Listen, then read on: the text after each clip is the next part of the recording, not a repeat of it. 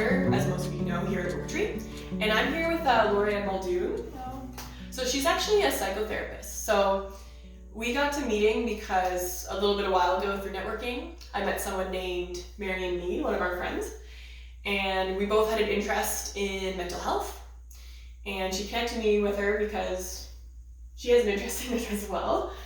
And yeah, so we actually together through Laurie-Anne have formed an integrative mental health collective in Ottawa. Mm-hmm. So that's still, underway. Mm-hmm. But at Oaktree this month, we're wrapping up Mental Health Month. So we've done some posts on like seasonal affective disorder, like how to fight the winter blues. Martin did a seminar on soma breathwork, so like breathing for stress and anxiety and all kinds of other, a host of health conditions.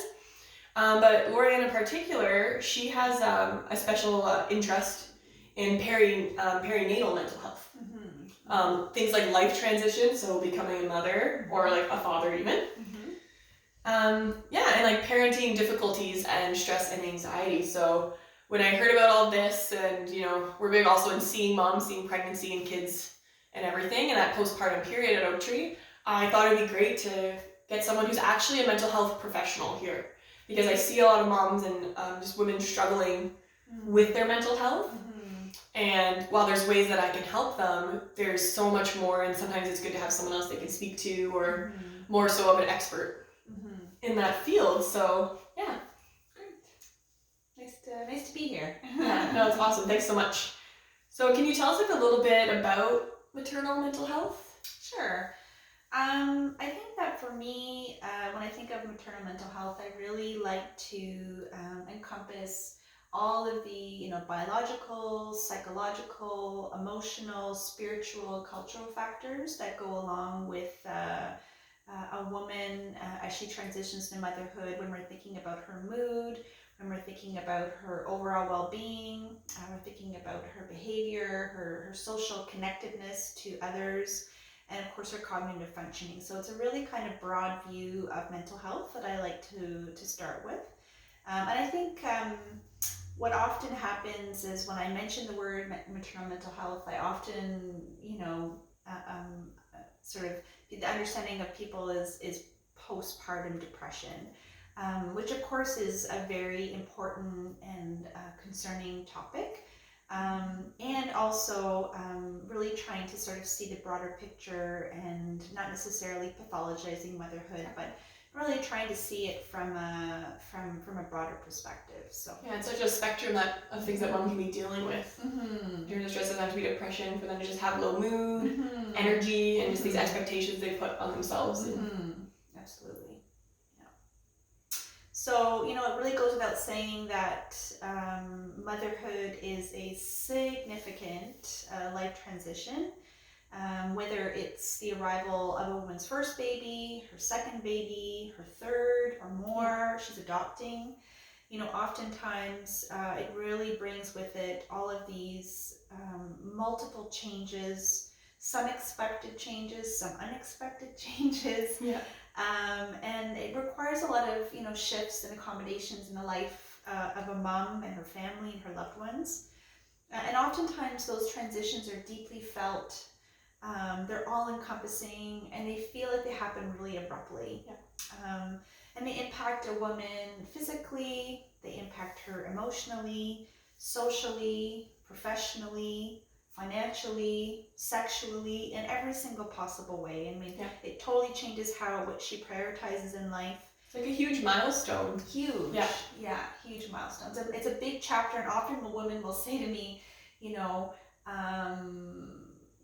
before I had children, my life was like this, and after, it's like a separate chapter. So it really kind of, you feel that enormity of that transition. Well, I like how you mentioned, you might expect certain physical changes, or emotionally, you're going to be a mom, but sometimes you don't realize that, like, you're not the same at all, like, physiologically, too, like, hormonal changes and things, like, even changes in your brain, like, you're just not, it's not the same anymore, but it's really exciting and, like, adaptation as well. Absolutely. Yeah. Absolutely.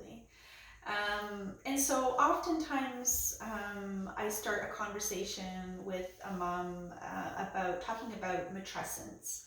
And so this term really became apparent to me when I saw this really great TED Talk by a reproductive psychiatrist in the States, and her name is Dr. Alexandra Sachs. And we can link that or send you that TED Talk after if you would like it. Yeah. So that's a good idea, yeah. So she really provides this helpful framework to conceptualize maternal transition, like a transition to motherhood. And so she, often compares it to the developmental arc of adolescence, hence how it got its name.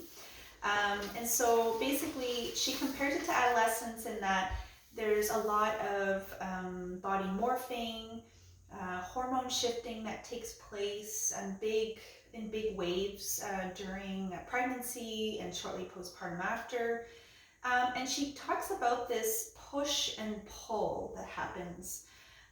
So it's like an emotional tug of war that happens within a woman as she's, becoming a mom. And so basically the idea is that, human babies are uniquely dependent. In other words, they have a lot of needs. They have a lot of needs. Every baby's different. They're a lot of work. Every baby's different. And so nature has built in this hormonal cascade of oxytocin and other hormones that really kind of pull you into the baby to attend to the baby's needs, physically and bonding and all of that. But there's also this push that happens, which women often don't talk about. And so the part of her mind that remembers who she was before she had a baby. And so she remembers things, the other parts of her identity, her relationships, her work, her hobbies. Like her other responsibilities or... her spiritual and intellectual life, all of these things that made up who she was before she had a baby. Well, and it changes the very nature of her relationships, right? She has still all those same supports, but it changes. Yeah, exactly. I like that word. Yeah. So, I think every mother has a dream or a wish or fantasy of how she's going to mother. And so when her reactions, namely in that push, and her, really don't live up to what she thinks is going to happen, she may feel as though she's really failed. She may start to think, I'm not good at this being mother thing, or this isn't what I expected. I'm not enjoying this. I thought I was going to really enjoy every moment, and I'm not enjoying this in the way that I thought I would. She may think, I thought I would want to put the needs of the baby first. And of course she does, but then there's this other part of her that sort of remembers who she was. So it's really not realistic for women to think that they're going to enjoy motherhood 100% of the time. There's not going to be this joy 100% of the time. Every minute of every day. It's not like this 100% altruism. There's going to be this tug of war, right? And so I think that, I think what needs to sometimes happen is to really acknowledge the ambivalence of motherhood, that you can have sort of two mutually exclusive feelings happening at the same time, right? You could really love being a mother, love spending time with your baby, and at the very same time miss being at work. Yeah, and I feel like if you can be honest about that with your loved ones, there can almost be a kind of humor in that too. I saw that you noted in mainstream media. I've seen the show Working Moms, and I don't know, there's a Facebook page, a duet or a duo of two best friends. I mom so hard, and you can tell they love being moms. But they make jokes sometimes and it can be a lot, but you can tell they very much lean on each other. Their husbands are there supporting them, filming their videos and everything. They've gone on tour. And that's why it's so popular right now, because it's these parenting shows and things or something that wasn't really, I don't feel like there was much of a thing before. And now on Netflix there's a whole parenting kind of section, and it's people are associating with that, and it's more just honest. And I think it's really mainstream media is picking up on that, and I think it's becoming so popular because women resonate with that. Exactly. They feel that duality of loving parenting and hating tantrums, and having this I will do anything mother bear for your baby, and at the very same time I really can't imagine being a stay-at-home mom. That kind of thing. Like just really having And at the same time, I just want a minute to myself to go to the washroom. Like, I love you, but yeah. No, and I find it fascinating. You mentioned like the hormone changes, like oxytocin going up, and oxytocin even goes up in the father as well, in the brain, whether it's a baby that was adopted, whether it's like same-sex partners, it doesn't matter. Everyone gets that oxytocin that you want to.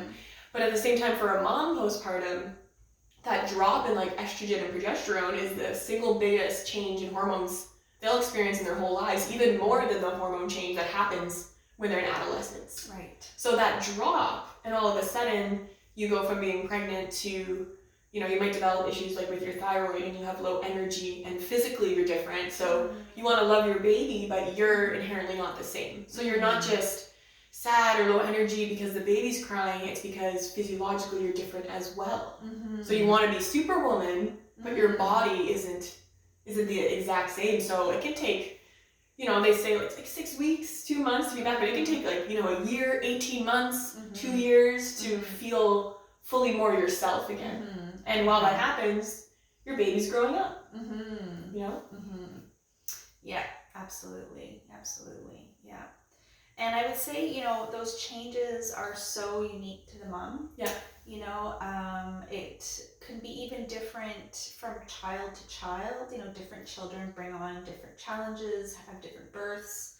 And sometimes, experience with one can sort of help or not help for the experience of the second or third or subsequent child. Sometimes like I have chiropractic patients in for postpartum assessment, and they're like, oh, my first pregnancy and delivery was a walk in the park, and the second one was completely different. So can we talk about that, like just like birth and like somehow the trauma, like even emotionally, that can be experienced with that? Yeah, I mean, strictly speaking, birth trauma, so there's birth trauma, but there's also disappointing birth, and I kind of put those two in two different categories. But birth trauma really pertains to an event during childbirth that really a mom feels either her life is severely threatened or her baby's life is severely threatened. There's a critical moment or critical moments during the birth where she really feels fearful, terrorized, disturbed, very, very upset. And it can really leave a lasting mark on her, and when there's already so much going on at that particular moment in her life, especially if she has other siblings in the home, particularly if she may be struggling with mood even before having the baby. So it's pretty significant, and I would say, I think a lot of women go into having a baby with a plan, an idea of sort of how things are going to go. And that can really be dashed very quickly. They often feel like, the rug was pulled out from underneath them. And on top of that, to add injury to insult, oftentimes birth and motherhood are seen as a really special, endearing, and magical time. And so anytime a woman sort of brings up something upsetting or something disappointing or something that was scary, they're often dismissed. That concern is often kind of pushed down, and comments like, well, at least your baby is safe, or at least you're fine. These kinds of like really dismissive comments, it just kind of adds insult to injury. Yeah, and it could be years that you're thinking about what your ideal pregnancy and delivery would be like, or you even met with like your OB, your midwife, your doula. Some people even have like chiropractors on their team, just to kind of paint that picture of what you would want it to be like. And then, it comes down to your due date, or, when the baby's ready to come. And sometimes half of what you expected to happen happens, and sometimes it's completely different. Yeah, and sometimes, there's these medical emergencies that, of course, need to happen. And at the same time, it's devastating. You're not expecting it. It can really instill a lot of fear and terror for the person, like the mom who's going through this birth, but also for the people who are with her husband or partner, or maybe a mother or mother-in-law, those people witnessing, like each person it has an effect on each person in different ways. They're struggling and they wish they could help. They feel very helpless, very powerless, yeah.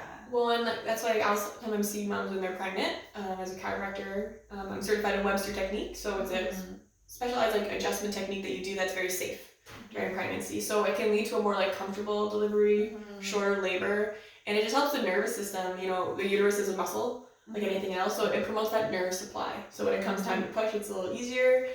It stimulates that parasympathetic part of your nervous system, so that rest and digest part of your nervous system, which helps with immunity and things like reproduction. So sometimes I'll see moms up until the delivery to help that, as well as with acupuncture. It can help send blood flow to vital organs to again help with that sort of thing. So not just acupuncture can help with fertility and one's getting pregnant.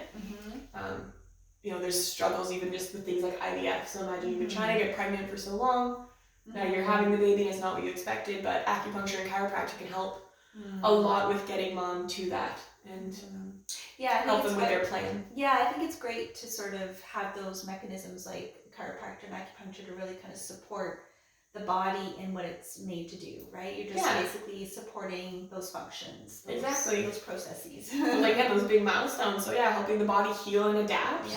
And just function hopefully the way it should. Optimally. And that's why we work a lot. We integrate, and we like to integrate mental health for just any health professionals in general. So there's psychotherapists, chiropractors, doulas, midwives, OBs, even naturopaths, because they can do acupuncture and they do sometimes blood testing post-partum that your medical doctor might not order. Sometimes you have to pay for these tests, unfortunately, but putting aside the time and the energy to do that planning and working together can make a profound difference. Yeah, and I think you brought up a good point. I think that that's sort of what I love about this particular type of work is that we're all bringing the best of what we have to offer together, really to offer the best care, right? Yeah, and making it about like the patient or the client.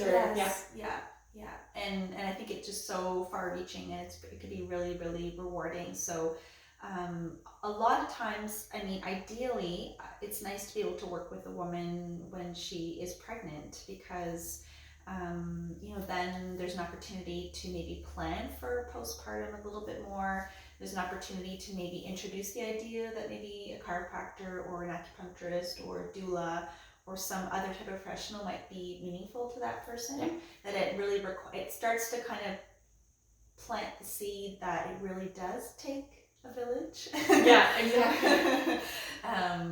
Sometimes professionally and personally, but it sort of gets the idea that it's not just, one mom trying to be super mom, that it really needs to be a group effort, and that's okay. It's not a sign of weakness or, a deficit. It's really like a huge plus. Yeah, we're all in this together.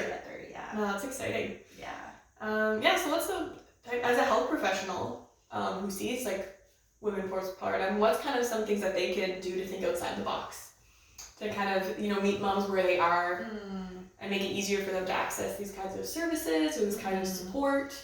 Like there's things like maybe over the phone or doing like home visits. What's some other things they could do? Well, I think sometimes it can be, I think it goes without saying that involving, like having a support person present during your visits is ideal. It could be a partner, it could be a mother or a friend, somebody. Sometimes there's just a lot happening, and so sometimes that person knows or is familiar with the mom's values or familiar with the mom's goals. They can, they're an extra brain to sort of remember questions or to advocate. Or even someone who comes along who can hold your baby while you're having a conversation, Absolutely. They say dad's there to help, bottle feed while you're able to have a conversation. Yeah, exactly. So I think that's really key and welcoming support people. I think, again, this idea of like really kind of giving permission to engage in self-care, and part of that is really to the idea that it really does like take a village, and really kind of tapping into the people in her life, either professionally or personally, that will be able to really be. And this is sort of like the other thing I mentioned to mums or mums to be is people who you think are really going to provide meaningful support. Because support is not always equal, you know, and really kind of engaging caregivers and support people in that conversation before the baby is born, to start planting the seed to say, you know, this is something I would really like help with. Yeah. Is this something I can depend on you for? Are you willing and able to be that for me, whether it be somebody who can help, you know, walk a dog, you know, really kind of thinking outside of like, you know, practical support, because really during that first postpartum phase, it's really practical support that's often meaningful. Were you even mentioning, like, if you have a colicky baby, can someone watch them so you have 10 minutes to take a shower and deal with your own basic needs before, you know, and not having to worry about your baby because you have this concern. And again, it's hormonal too, so it's natural to always be worrying about them, but you have to take care of yourself too. You mentioned this idea before of like a postpartum shower. Everyone has, you know, a baby shower ahead of time, just super excited when you're pregnant, you know, measuring the bump, all these different things and games. What about like postpartum? What kind of things? Yeah, so I actually borrowed this idea from an article that I found a while back, but it was just the idea of sort of having like a prolonged baby shower for like 6 or 8 weeks postpartum, where, you know, support people, you know, the price of admission to coming in the house is like a casserole, or emptying the dishwasher, or walking the dog, or doing some groceries, you know, those kinds of things, so that really the mom is able to really just focus on her baby, focus on bonding, on, you know, focus on taking care of herself and taking care of her baby, so that she's not having to really think too much about these extraneous things. Often I hear this term like baby mooning instead of like honeymooning, you know, so she can really kind of spend that time and not have to worry about these extraneous things. And like, women can be really creative in setting it up in the way that they really feel the most meaningful to them. So, but really kind of getting away from maybe offering up all this like support up front when the baby isn't even there. You know, not that you want to take away from that, but like really making the focus after, when she's really going to be needing it and wanting it. It's almost like a mini community, and you're bringing it to them, like to their home even maybe. And sometimes what I find too is, you know, everybody offers, you know, everybody under the sun comes around the first 2 weeks after baby's born.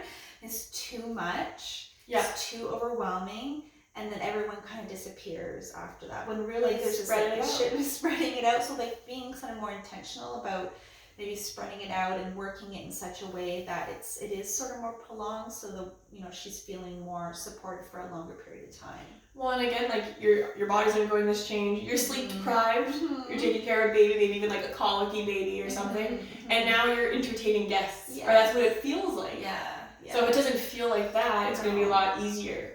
Because then hopefully it'll avoid those feelings of just wanting to isolate yourself. Because I feel like if it's one of those two extremes, like you're either isolated or you're dealing with like this high energy and all these demands of, you know, almost like meeting the needs of other people, there should be a middle ground, and it should be in best interest of mom as well. Make it about her. Exactly. So like, what is like kind of the minimum basic needs for every day? So it's like, did you feed and clothe the baby? Yes.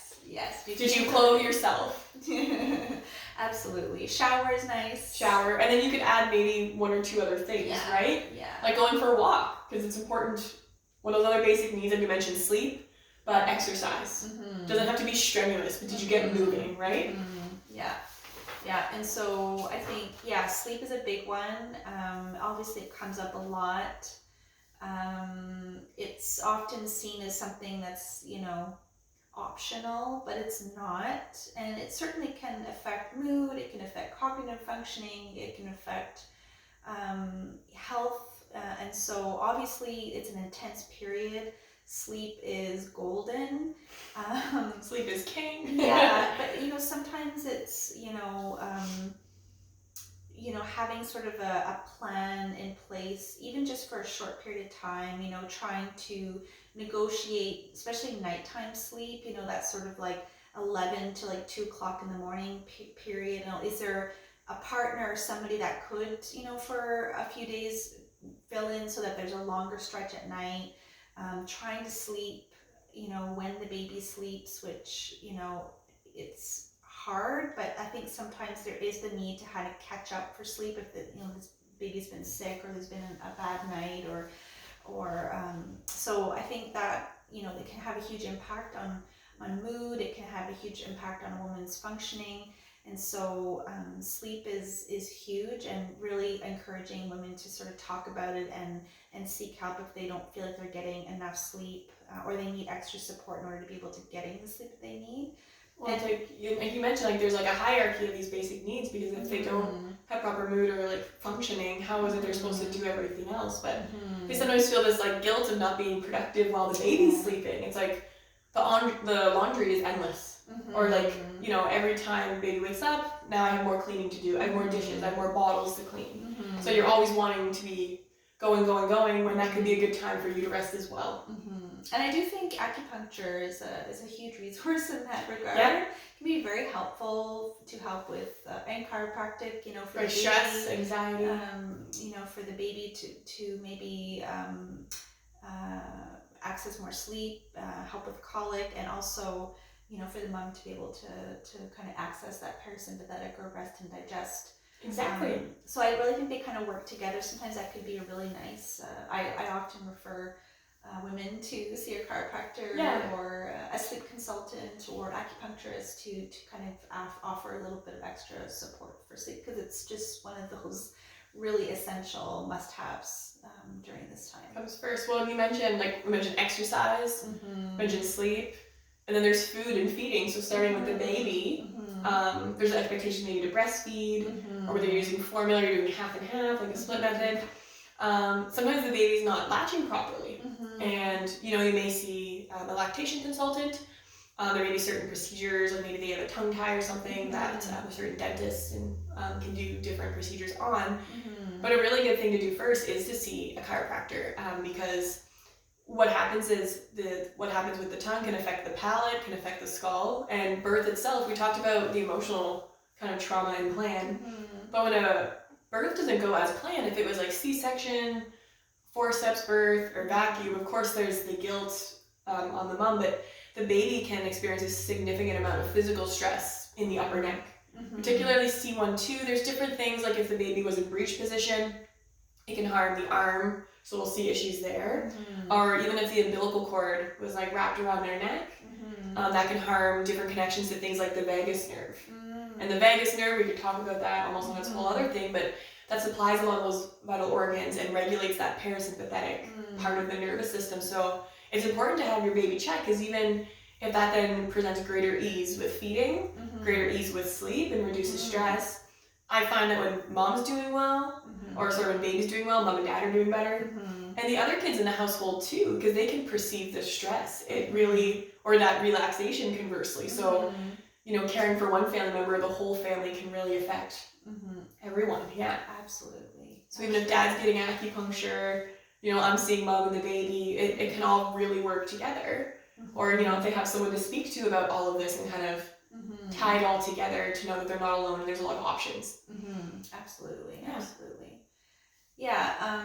And then with the mom, I think, that's another sort of plug for like pregnancy preparation, is this idea of food.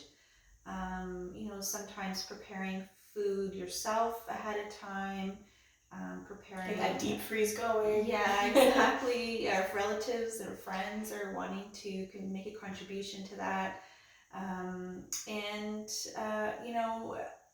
Postpartum period is not really a time to go on any drastic diets.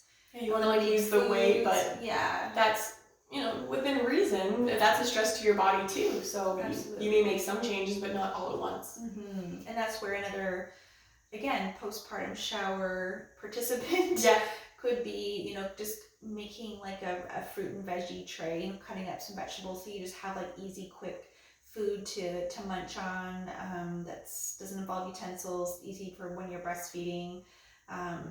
really having, mobilizing people and mobilizing supports to be able to access, just wholesome, good food. And of course, conversely, it, has this effect on your mood, right? Like, eating things that are just more whole foods, less junk food, not worrying about, trying to restrict certain foods or restricting certain food groups. It's really not, just the making time, sure and it puts extra eating. stress, physical stress on your body when you're trying to do that as well. And like obviously you need more food during pregnancy as well, but postpartum when you're breastfeeding you need to up that caloric intake too. And instead you're maybe concerned about losing the weight when really it should be focused on eating well, but also maybe a period of more restorative exercise. So learning how to breathe again, breathe through your diaphragm, really doing things to strengthen that pelvic floor, light exercise to help rehabilitate that, but not necessarily weight loss. Yeah. And then another great protective factor is really just like laughter, or play or socialization. Yeah. It's important. It's hard. Especially at the beginning, it is. It's not going to be maybe going out for dinner with your friends, but it may just be having a neighbor over for tea, or just even going out to the library, connected with different play groups or connected with moms groups. A lot of women now are connecting on Facebook, if they live on the same neighborhood, and they're sort of exchanging information or exchanging experiences, or there's so many groups now, like community pages and things like that moms are a part of. And I think moms, that's a big shift I think that women often don't expect, is that a lot of women tend to gravitate towards other women who are in a similar life stage. And so sometimes that can be hard when you have friends that maybe don't have children, or friends that live far away if you've moved, or so this whole social reorganization happens. And it is important to be able to connect with people that you click with, people that sort of understand your circumstances, and who are really truly supportive of you, and really kind of just allow you to laugh and allow you to just be yourself, and to have a little chunks of time. It's almost going back to that matrescence thing. Am I saying that right? Matrescence. Matrescence is like you said, those aspects of yourself that you had. So who are those friends or those family members or supports that make you feel that way? Yeah. And not just like you're only a mom, like you're everything else you were before, and even augmented, like a new version 2.0 now. Yeah, exactly. So also, all those things sound great to me. So sleep, exercise, food, laughter, all the things looking forward to for the weekend, like that. Always trying to make time for it, right? Whether you have kids or not, those things are all important. Yeah. Right? These basic needs, it's not like they change once you're a mom. Yeah, they just might look a little bit different. Exactly. It might look a little slightly different from what you're used to, but I think those things are super important. It keeps, your body healthy, keeps your mind healthy, and it's all connected, right? Your body, your mind. Yeah. Instead of looking at everything as individual compartments, see how it's like, again, we claim to be holistic, like everything works together, so this is a part of it. Yeah, exactly. And I think having a baby, there's this idea that you're kind of giving everything to your baby, and I think that's a bit of a misnomer, because I think when mama's happy, everyone else is happy.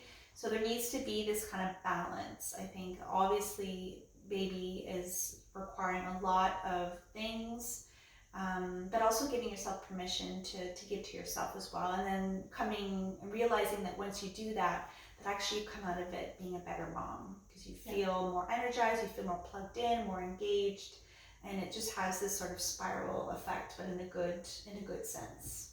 Awesome. Yeah. Well, that's great. Well, thank you so much, Laurie-Anne, for sharing this with us and our Oak Tree community and whoever else this video ends up reaching. If you guys have any questions for myself or Laurie-Anne, more about like her services or how, what other resources we have, please reach out. You can message us, we can drop you our emails, our websites, whichever. And if there's anything else or any questions. Absolutely. Thank you. All right. Okay. Bye, guys. Bye.